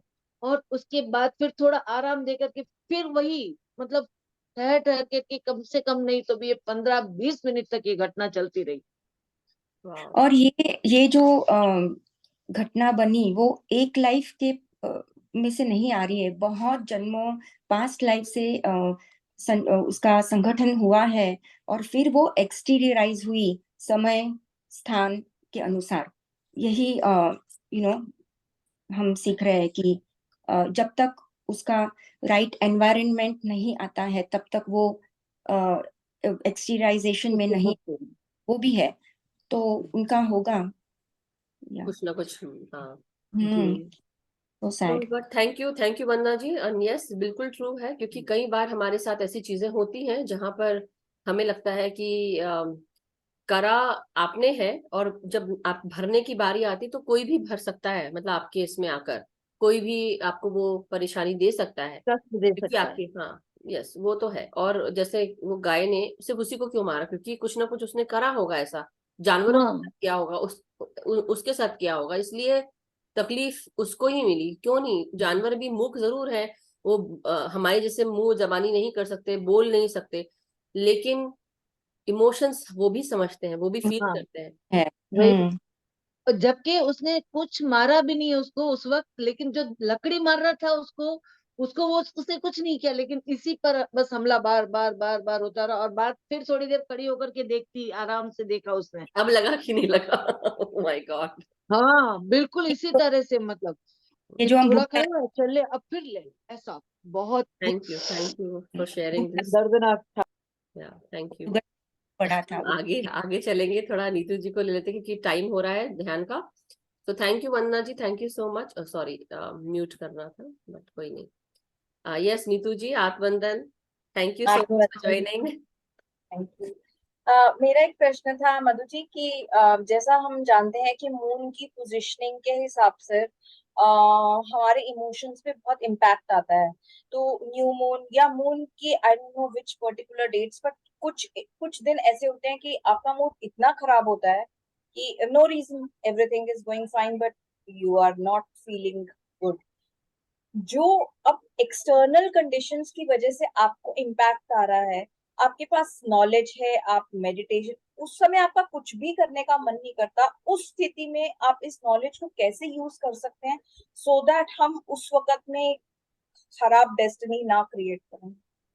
बात डेस्टिनी क्रिएट करने की नहीं है, बात यह है कि अगर आपके भीतर सब कुछ दबा पड़ा है, घुसा पड़ा है, और आपको लग रहा है कि ये मेरे निकल रहा है और गुस्से में हो आप, और आपको फील हो रहा है, तो बेटर है कि अपने आप को आप अकेले रखें, आप दूसरों को भी, जैसे होता है ना कि तूफान दूसरों तक ना पहुंचे, आपका तूफान आप ही हैंडल कर लें, तो उसको निकालना भी बहुत जरूरी है। अगर कोई घाव अंदर है, वो पक रहा है, जब तक कि मवाद या पस नहीं निकालोगे, तब तक कि वो अंदर ही अंदर और बढ़ता जाएगा, राइट। वही वाली बात होती है कि हमारे अंदर जो ये डिप्रेशन है, सॉरो, ग्रीफ, या ऐसे कोई इमोशनल अपहीवल्स चल रहे होते हैं, खासकर न्यू मून या फुल मून। और फिर क्या होता है, यहाँ पर केवल एक ही बात नहीं है कि न्यू मून और फुल मून पे होता है और हर किसी के साथ होता है, नो। सबके जब हम पैदा होते हैं, सबका एस्ट्रोलॉजिकल चार्ट डिफरेंट होता है, सबका मून प्लेसमेंट डिफरेंट होता है, और किसी का कहीं खराब होता है, किसी का अच्छा होता है, तो उस हिसाब से वो फर्क पड़ता है। तो जरूरी नहीं कि मेरे को हो सकता है कि सपोज मेरे लिए जनवरी का महीना, सपोज फॉर एग्जांपल जनवरी का महीना मेरे लिए बहुत अपहीवल ला रहा हो, या या मार्च का हो, तो उस समय मेरे इमोशंस बहुत हाई हो सकते हैं, लेकिन जरूरी नहीं कि आपके भी हो during that time. It can be different, may be आपका बहुत अच्छा समय चल रहा हो, मगर जब वो आता है, जब आपको फील हो रहा है कि आज आपको कुछ करने को मन नहीं कर रहा है, और you should give time to yourself, अपने आप को टाइम देना बहुत जरूरी है। और वो भी है जरूरी कि आप क्या कर रहे हो, आप उस चीज को निकालो अपने अंदर से, क्योंकि वो मवाद जो है वो फैल रहा है, मतलब basically that emotion is killing you inside. और वो जब तक कि आप निकालोगे नहीं, रो के, चाहे रो के बोल लो। कई बार ऐसा होता है कि आपको सब लोग सुन रहे हैं, तो ऐसी खाली जगह जाते, कई लोग को चिल्लाने का मन करता है, रोने का मन करता है, चीखने का मन करता है, डू दैट।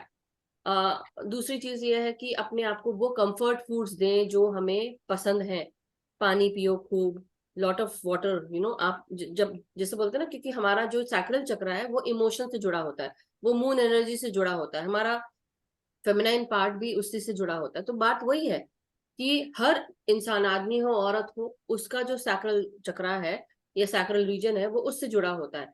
तो अगर पानी, जैसे आप जैसे बोलते हैं ना, किसी वाटर बॉडी के पास आप जाकर बैठ सकते हो जहाँ पे फ्री फ्लोइंग वाटर है, वैसे ही आप पानी खूब पिए, तो उससे आपकी भी बॉडी में जो भी अंदर कुछ भरा पड़ा है वो भी निकल जाता है टॉक्सिन्स के रूप में, right.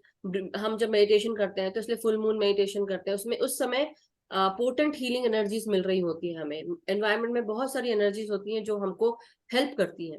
So these are some of the things that you can actually help yourself with. और जरूरी नहीं है कि you have to say during that time, बोल दो अपने घर वालों को कि आप भी, मेरा आज मूड नहीं है, मेरे को आज ऐसी रहने दो। तो ये आप वेज हैं जो आप कर सकते हैं। और कल का मैंने इंग्लिश वाला जो मैंने, मतलब फॉर इंडिया पीपल, आज सुबह का रहेगा वो, इंग्लिश में मैंने कराया है मेडिटेशन, इनर चाइल्ड हीलिंग का। तो वो अगर कोई करना चाहता है, वो मेडिटेशन इंग्लिश में जरूर है, बट इट इज वंडरफुल। आप लोग करें, क्योंकि मुझे भी बहुत हेल्प हुई, क्योंकि मैंने कई बार अपने जीवन में बहुत सारी चीजें देखी। तो हमारी जो आज की जो सोच है, विचार है, हम जिस तरह से चलते हैं, वो हमारे इसीलिए होते हैं क्योंकि हमारे इनर चाइल्ड ने उस समय वो फील किया, वो ट्रॉमा या वो इवेंट, और उसके कारण हमारी सोच इस तरह से बन गई। और हम क्या करते हैं अब, हैबिट में हम उसी तरह से जीते हैं जो हमने महसूस किया। लोगों को प्लीज करना या हार्ड वर्क करना, स्मार्टर वर्क नहीं करते, फिर हम हार्ड वर्क ज्यादा करते हैं। और हम सोचते हैं जस्ट टू कि हमें कोई एक्सेप्ट कर ले, या हमें कोई प्यार दे दे, या कोई ऐसी चीज जो हम हमारे जीवन में कमी महसूस करते हैं। तो जब हम उन सब चीजों को सोचते हैं, समझते हैं, तब हमें समझ में आता है कि ओके, हम अपने आप को उस तरह से बना लिया, और क्या हो रहा है, अब हम उसी तरीके से चल रहे हैं, उसी तरह से चल रहे हैं। तो हम क्या कर रहे हैं, जब हम अपना परसेप्शन चेंज करते हैं ना, कि मेरा इनर चाइल्ड हील नहीं है, इसलिए मैं ऐसा कर रही थी आज तक या कर रहा था, तो हमें बेटर है कि हम उस चीज को समझें कि मेरे साथ वो क्या हो रहा है। क्योंकि वो चीजें जो है, वो एनर्जी आपके साथ अभी भी बंधी हुई है, और वही चीज साइकिल हो रही है बार बार, उसी तरह की चीजें। और ये मैंने अपने लाइफ में तो जरूर देखा है कि हाँ, वो जो चीज जो मेरे लाइफ में थी उस समय, मैं उसी तरह की चीजें, क्योंकि वो हील ही नहीं हो पाया है चीजें, तो that time all those people जो आपके लाइफ में एग्जिस्ट करते थे, उनको आपको माफ करना है। या फिर ऐसे लोगों को जो पास्ट इनकारनेशन में थे, जिनकी एनर्जीज आज भी जुड़ी हुई, तो उनको माफ करना है। तो फॉरगिवनेस मेडिटेशन जो है वो बहुत एसेंशियल है। और कर्म विपाका ध्यान जो है वो भी कर सकते हैं, या नॉर्मल जो होपोनोपोनो मेडिटेशन होती है वो कर सकते हैं फॉरगिवनेस के लिए। And that really help. But basically be aware of your emotion. वो इमोशन तभी हील होंगे जब आपकी इमोशन आपसे बात करेंगे और बताएंगे कि मुझे यहाँ पे हर्ट हो रहा है, ये हर्ट हो रहा है, ये चीज है। जब उस चीज को समझेंगे, तब फिर हम उसकी हीलिंग कर पाएंगे। इसलिए मैंने उसका नाम रखा था inner child trauma awareness and healing, क्योंकि वो छोटी सी चीज नहीं है।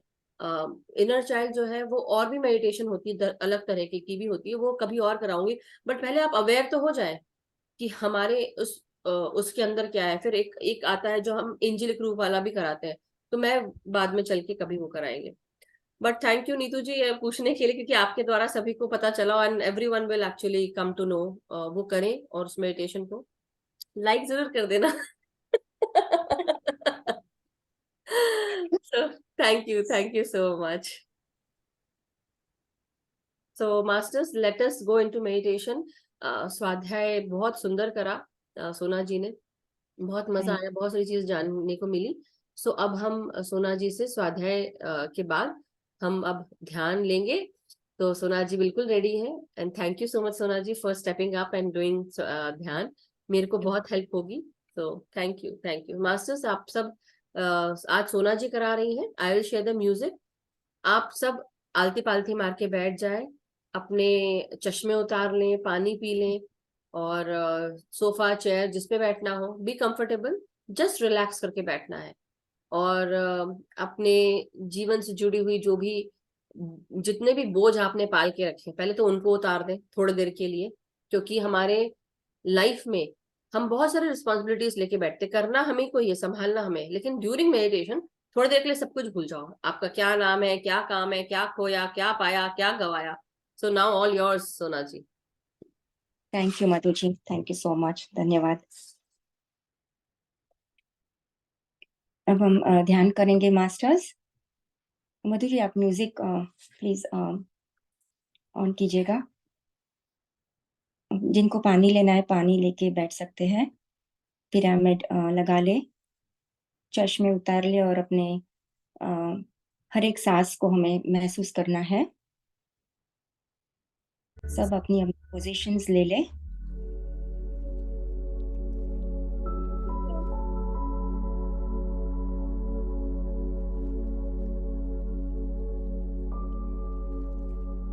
अब आगे बढ़ते हैं masters.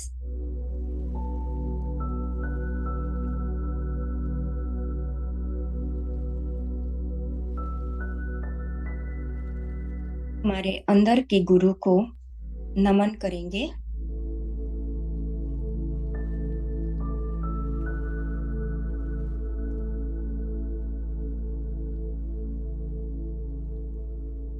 Take 3 deep breaths.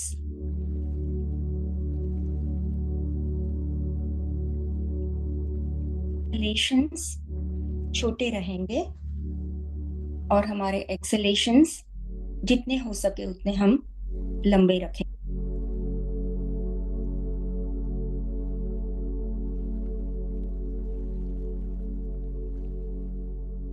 Deep out.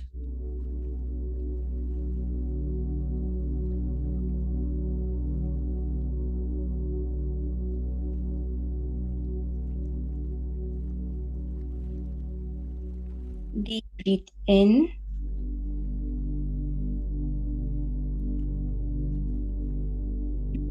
Breathe out. जितना लंबा हो सके उतना लंबा एक्सलेशन।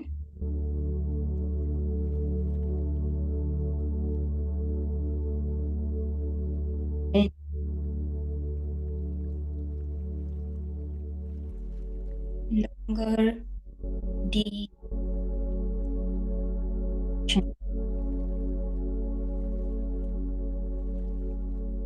साथ हम पूरे मेडिटेशन में रहेंगे मास्टर्स।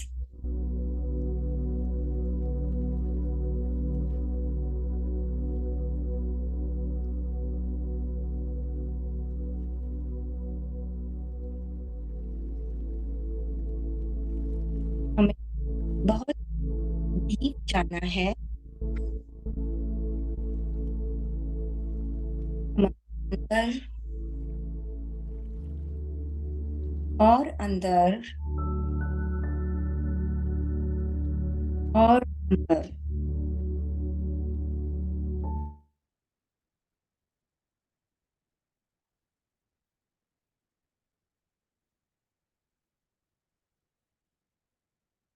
हम जो विचार सोचते हैं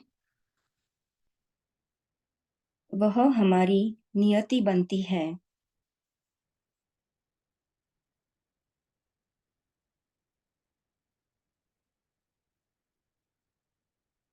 यह हमारे ही हाथ में है कि हमें किस प्रकार के विचार की सोच करनी है।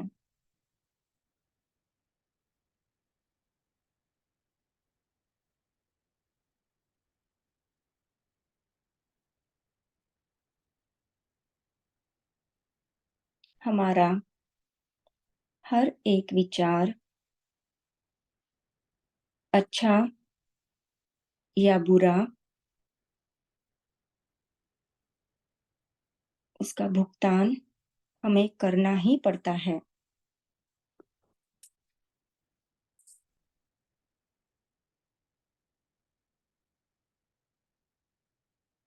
हमें इसकी अवेयरनेस बढ़ानी है।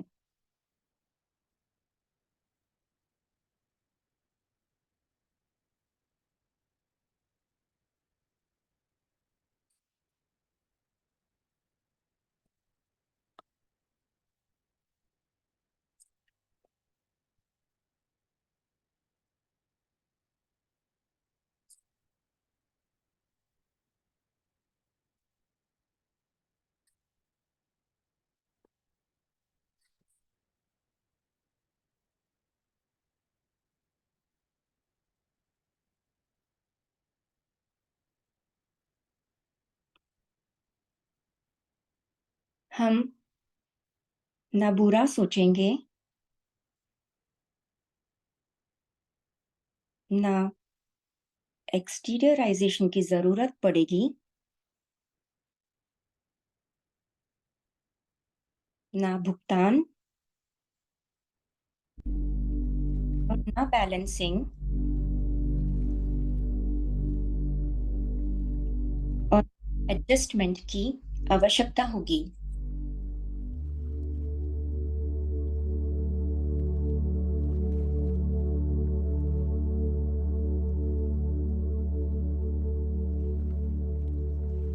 इस समझ से आज हम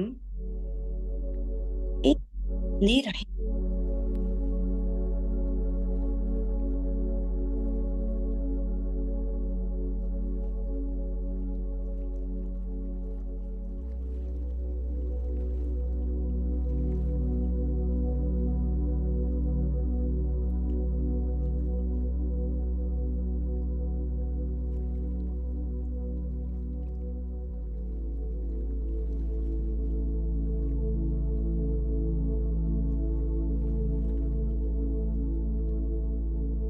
inhalation, short inhalation,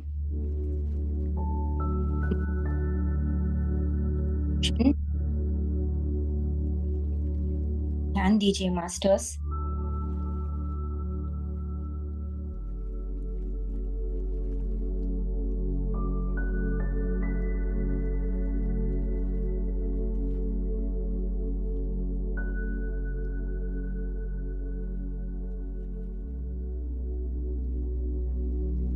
मेडिटेशन में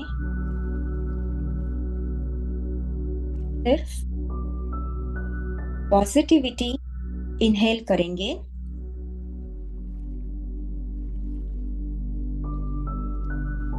इमेजिन कीजिए हम व्हाइट गोल्डन लाइट अपने नासिका से इनहेल कर रहे हैं।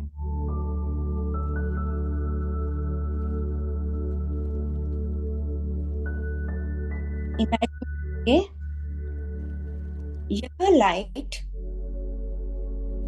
हमारे हर एक सेल के अंदर है।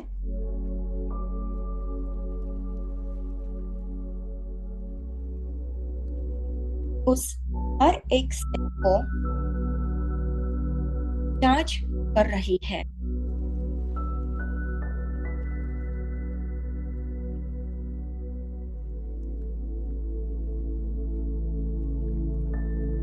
हर एक सेल को पॉजिटिव ऊर्जा से भर रही है।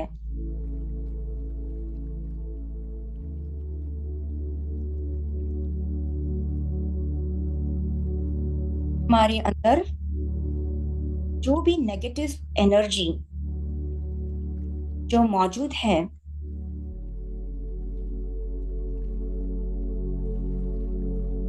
हम एक्सहेलेशन द्वारा हमारे नासिका से एक ग्रे बादल से बाहर फेंक रहे हैं।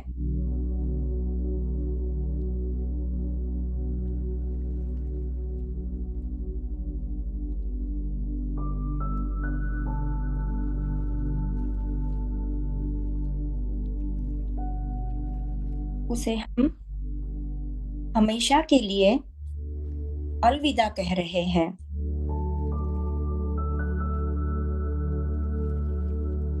नाक के द्वारा हम उसे बहुत ही दूर दूर तक ले जा रहे हैं।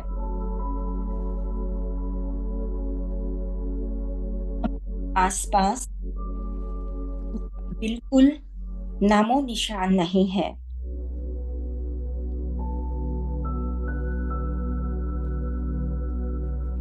वह हमारे शरीर से बाहर जा चुकी है। हम सभी एटमॉस्फेयर से भी बाहर जा चुकी है।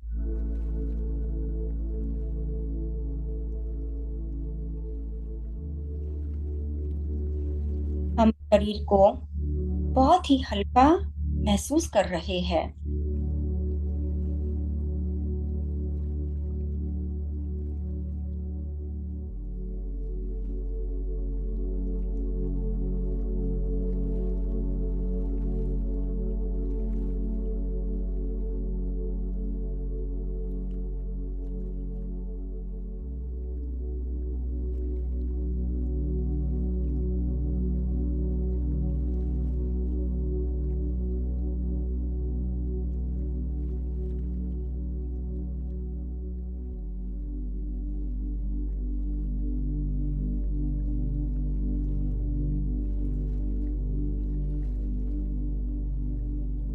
अपने शरीर को फील कीजिए मास्टर्स।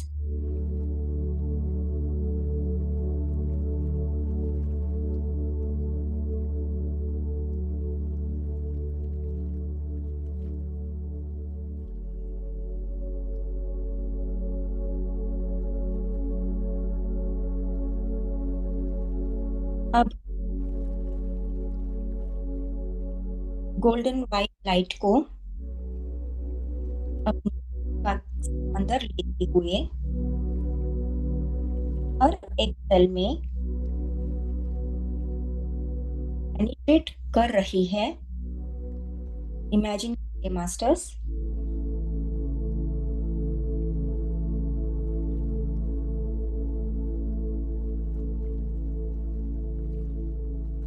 इस गोल्डन व्हाइट लाइट के द्वारा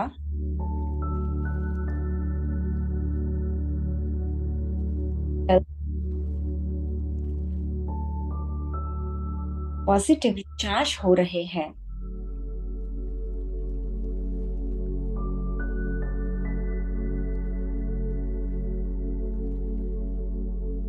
एक भी सेल नेगेटिव एनर्जी से भरा नहीं है।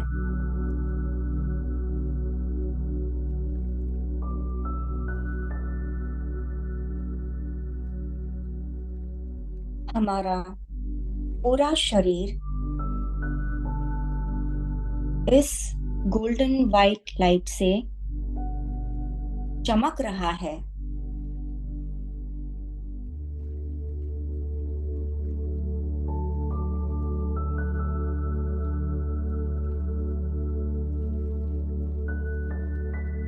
और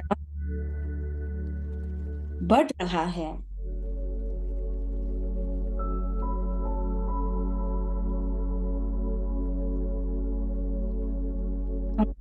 ही पॉजिटिव एनर्जी से एनर्जाइज्ड हो चुके हैं।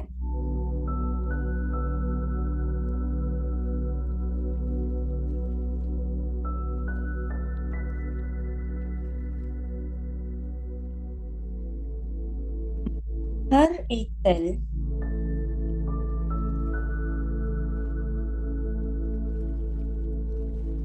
खुशियों से, एटीट्यूड से हमारा शुक्रिया अदा कर रहा है।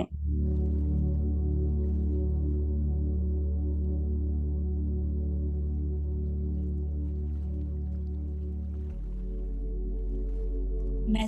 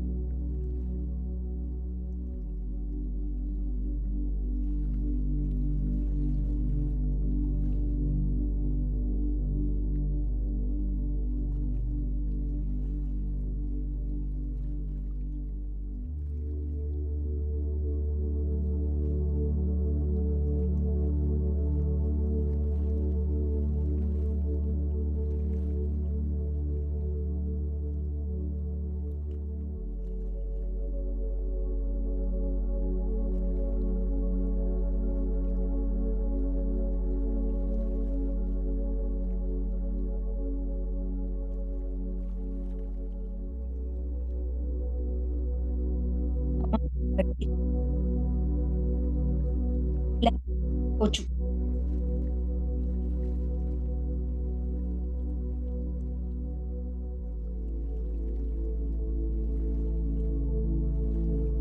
हम पूरा और वाइब्रेट हो रहा है।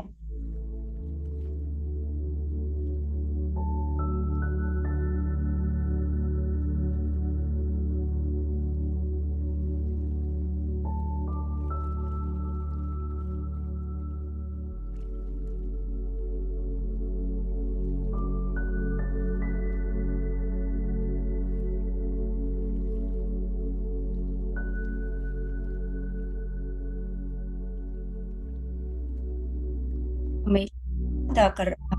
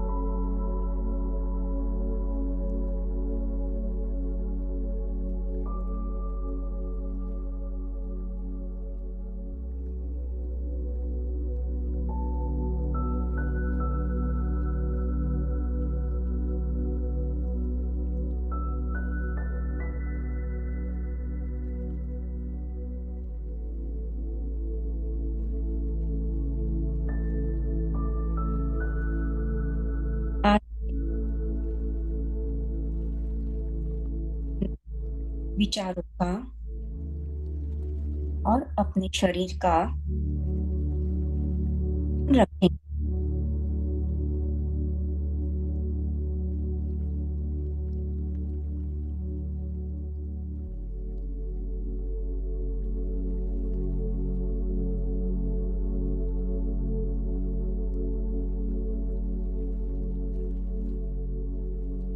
हमें विचार को ही बदलना है।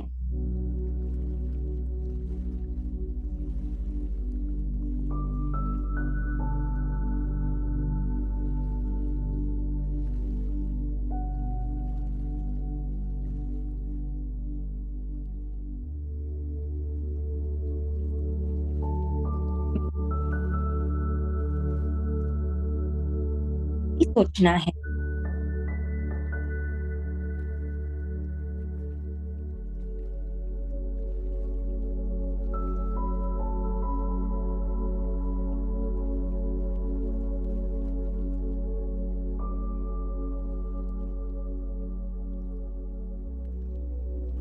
हमें ही अपने में रहना।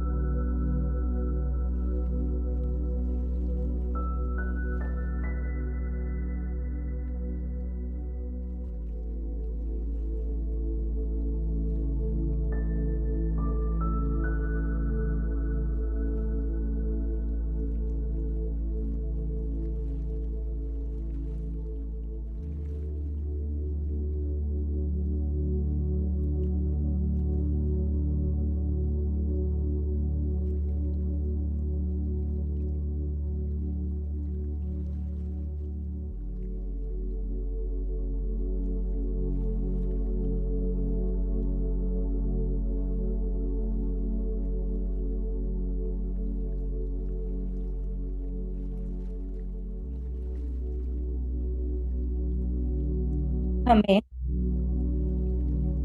ऑब्जर्वर बनना है। हम क्या सोचते हैं पूरे दिन, कैसे वचन बोलते हैं,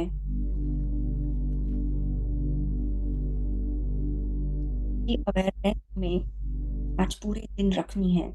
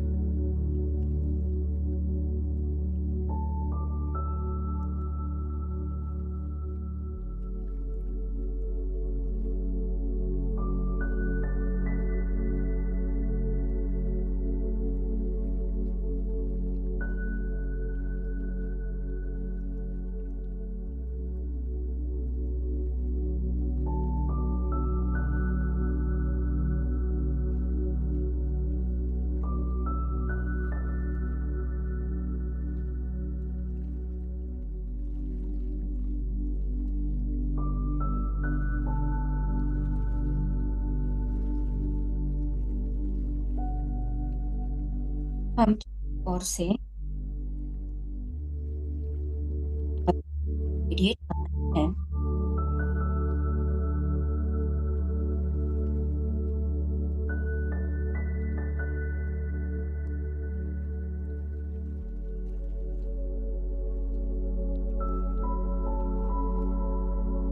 हमें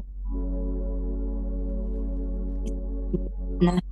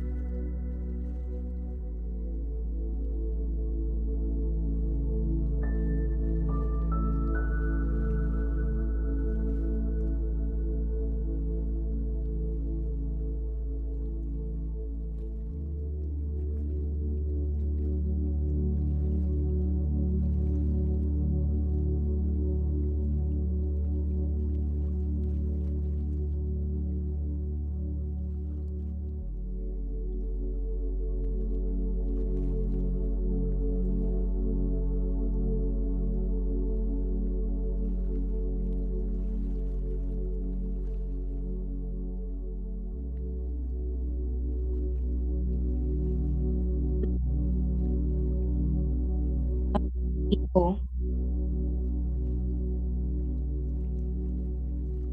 मदर अर्थ को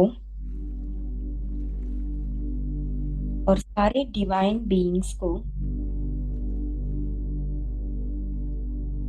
धन्यवाद करते हुए अवेयरनेस में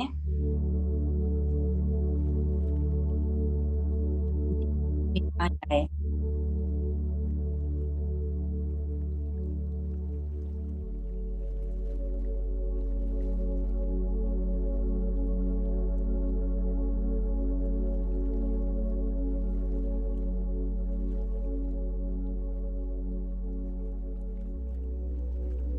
हमारा जी को बहुत बहुत धन्यवाद।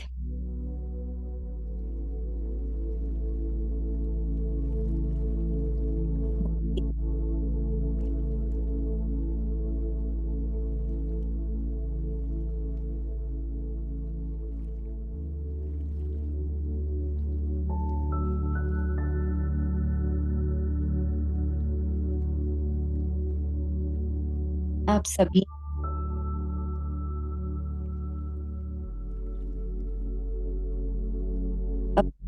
को अपनी ऊपर अपनी किस्मती को रखे।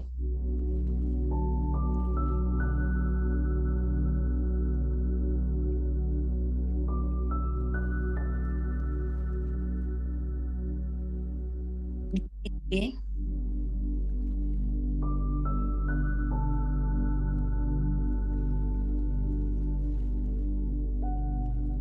5, 4,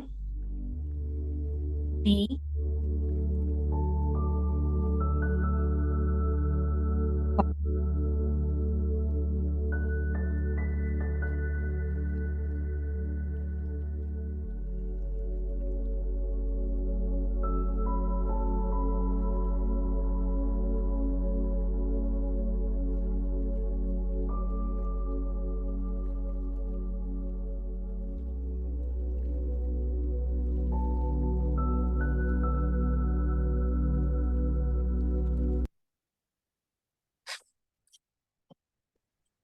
थैंक यू सो मच। आप सबका धन्यवाद Madhu ji, specially thank you for this thank you to you. first Thank you to you. opportunity in my life for taking up the meditation. No, very wonderfully done and बहुत सुंदर स्वाध्याय रहा, बहुत सुंदर ध्यान रहा। Thank you so much. मैं भी ध्यान में बैठी और मुझे भी बहुत अच्छा लगा। Thank you so much. और सुंदर स्वाध्याय रहा मास्टर्स। थैंक यू सोना जी, बहुत ही वेल डन ऐसा बोलूंगी। Thank you so much. So masters, मैंने अभी चैट पर मैंने मेडिटेशन के बारे में कहा था, इनर चाइल्ड ट्रॉमा और अवेयरनेस एंड हीलिंग, उसका मैंने लिंक डाल दिया है चैट पर, तो आप लोग देख सकते हैं। बिकॉज ये वीडियो भेजने के लिए कहा था, इसलिए मैंने डाल दिया। But thank you so much masters. So कल फिर मिलेंगे। सोना जी, आपको पता है कल किसका है? कल तृप्ता जी का है। तृप्ता जी का, हाँ। So all the very best Tripta ji. And आप सबका बहुत बहुत शुक्रिया, सभी ध्यानी मित्रों का, कि सब जुड़े और सबने ध्यान और स्वाध्याय किया। इसी तरह जुड़ते रहे और हम एटलीस्ट 4-5 जून तक हम करते रहेंगे और फिर उसके बाद एक ब्रेक लेंगे। आज पानी चार्ज कल करें, चलेगा? कल करते हैं, ठीक है। But thank you so much masters. So love you all, have a wonderful day, stay blessed. सभी का मंगल हो और सभी ध्यान ज्ञान प्रकाश के साथ हम सब आगे बढ़ते रहे। 1 सेकेंड मेरा कॉल भी आ रहा है। So any how masters, thank you so much. मैं आप सबको कल फिर मिलते हैं नए ध्यान और नए स्वाध्याय के साथ। सो बने रहिएगा और फॉलो करिए। जिन लोगों ने नहीं सुना है, प्लीज गो बैक एंड 20 मई से स्वाध्याय शुरू हुआ था इस बुक का, तो 20 मई से आप उसको फिर से फॉलो करें जिन लोगों ने नहीं किया है। आधा 1 घंटा स्वाध्याय होता है उसका और फिर क्वेश्चन आंसर होते हैं। मगर पहले अगर जिनको सिर्फ स्वाध्याय फॉलो करना है, आप स्वाध्याय फॉलो कर सकते हैं एवरी दिन जो जो हो रहा है। सो थैंक यू सोना जी, बहुत बहुत धन्यवाद आपका। Thank you to you Madhu ji, thank you everybody. Thank you.